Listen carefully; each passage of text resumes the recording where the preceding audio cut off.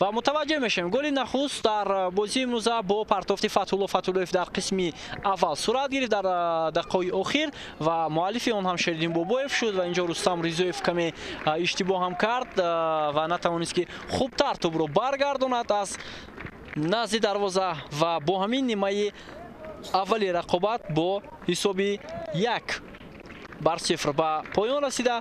در قسم دوم فوتبالبازان دسته استقلال با کمک باز هم شریدین بابویف در آغاز قسم دوم توانستند حساب را 2-0 نمایند و این گل زده شریدین بابویف بهترین با حساب میرود، زیرا توپ با یک رسش به پهلوی دروازه بعدا وارد توری دروازه شد و استقلال با همین دو گل پیروزیش را به دست آورد و این عملی که شریدین بابویف انجام میدهد یعنی همون حالت کمانوری و این البته خاص است به همون جشن گرفتنی گل در اجرای فوتبالبازی دسته استقلال.